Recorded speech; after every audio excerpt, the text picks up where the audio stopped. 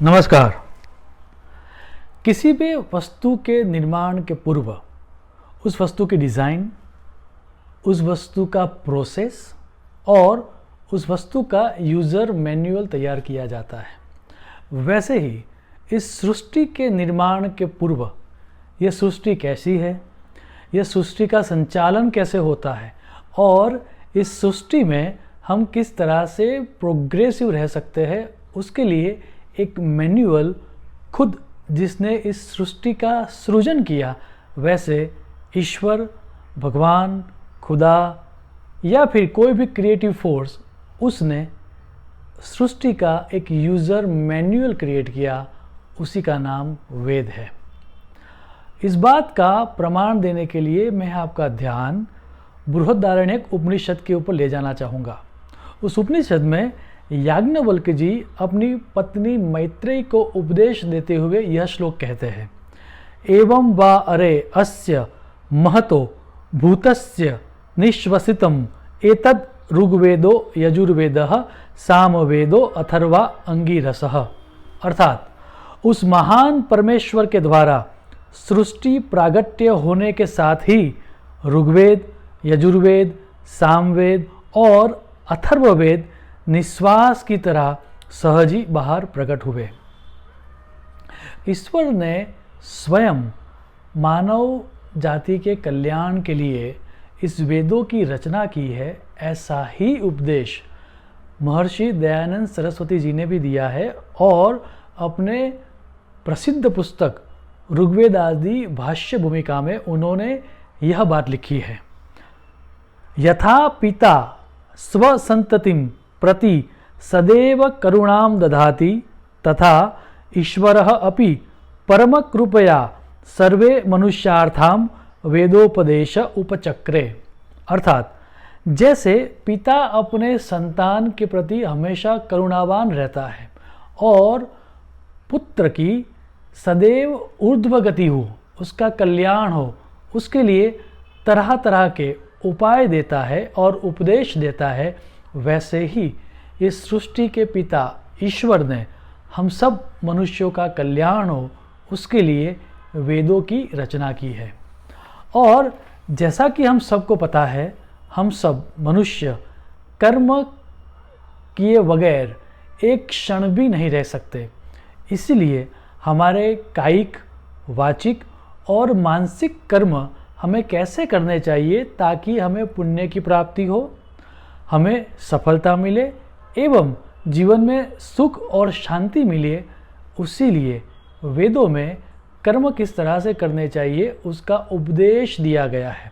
और आगे जाकर भगवद गीता में श्री कृष्ण भगवान ने खुद कहा है कि कर्मों की उत्पत्ति वेदों से हुई है और वेदों की उत्पत्ति स्वयं ईश्वर से हुई है।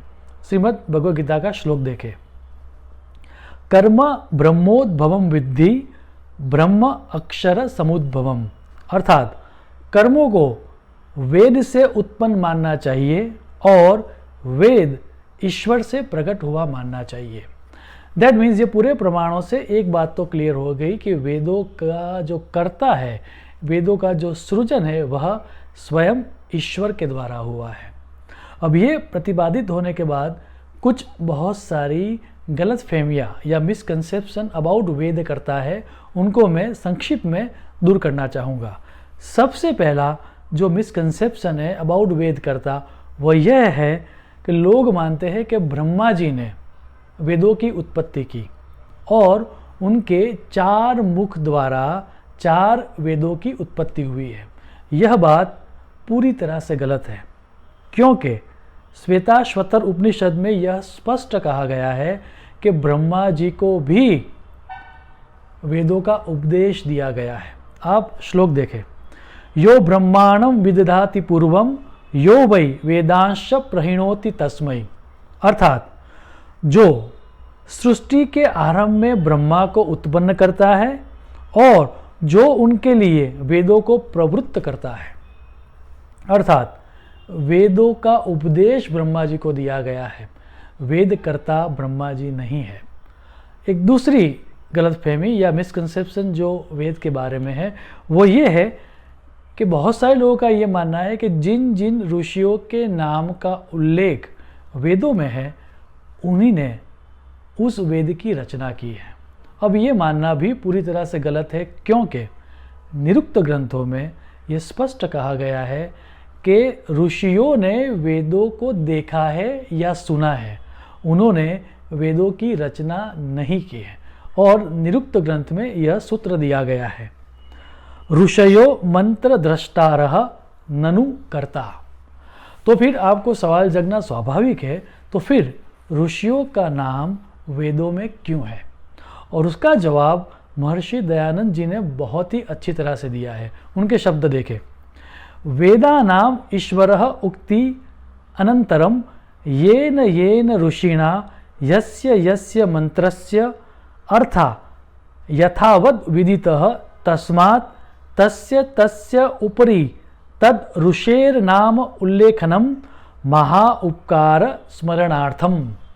अर्थात ईश्वर ने वेद उत्पन्न किए, लेकिन उसके बाद ध्यानावस्था में या मेडिटेटिव स्टेट में जो जो ऋषि ने जो जो सुना और उन्होंने बहुत श्रम लेकर परिश्रम लेके हम सबको वो ज्ञान प्रस्तारित किया, हम सबको दिया, उनके उपकार का स्मरण करने के लिए ऋषियों के नाम का उल्लेख है।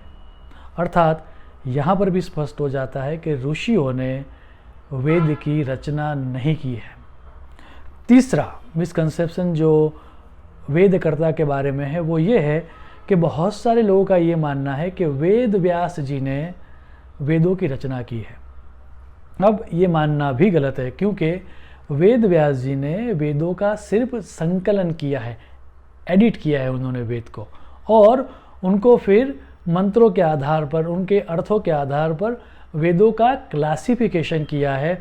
उन्होंने खुद महाभारत में ये लिखा है कि सृष्टि के प्रारंभ में स्वयं परमेश्वर ने वेदों की रचना की है। आप महाभारत का ये श्लोक देखें, अनादि निधना वागुत्सृष्टा स्वयंभुवा आदौ वेदमयी दिव्या यतः सर्वा प्रवृत्तयः। वेदकर्ता के बारे में ये समग्र जो चर्चा हो रही है वो चर्चा के सार रूप बृहदारण्यक उपनिषद के भाष्य में श्री शंकराचार्य जी ने एक स्पष्ट वाक्य में ये रचना वेद की कैसे हुई, कैसे वेद की रचना ईश्वर के द्वारा होने के कारण वो अलग है और अन्य ग्रंथों के बदले में वेद क्यों अलग है, वो सब समझाते हुए बहुत ही अच्छी तरह से, सटीक तरह से यह पूरी चर्चा का सार प्रस्तुत किया है, वह मैं देना चाहूँगा। आप शंकराचार्य जी के शब्द देखें, नियत रचनावतो विद्यमानस्येव वेदस्य अभिव्यक्तिः पुरुष निश्वासवत न च पुरुष बुद्धि प्रयत्न पूर्वकः न यथा अन्यो ग्रंथ इति। अर्थात जैसे कि कोई भी ग्रंथ की रचना होती है, तो ग्रंथ की रचना कैसे होगी कि जो ग्रंथकार है वो सबसे पहले ग्रंथ के बारे में सोचेगा, फिर वो उसको लिखेगा, और लिखने के लिए और लेखने के लिए वो आधार हो, उसका जो आधार होगा वह होगा उसकी बुद्धि। दैट मीन्स बुद्धि के प्रयासों के द्वारा किसी भी ग्रंथ की रचना होती है। शंकराचार्य जी यहाँ पर ये लिखते हैं कि जैसे अन्य ग्रंथों की रचना होती है वैसे वेद की रचना नहीं हुई है। वेदों की रचना स्वयं परमेश्वर ने, स्वयं ईश्वर ने की है, और वो भी सहजतापूर्वक, अप्रयत्नपूर्वक। मेरा मानना है कि इतने सारे प्रमाणों के द्वारा, इतने सारे रेफरेंसेस के द्वारा ये बात सुस्पष्ट हो जाती है कि सृष्टि के प्रारंभ में ही सृष्टि के यूज़र मैनुअल की तरह स्वयं ईश्वर के द्वारा वेदों की रचना हुई है। शुभम भवतु। प्रणाम।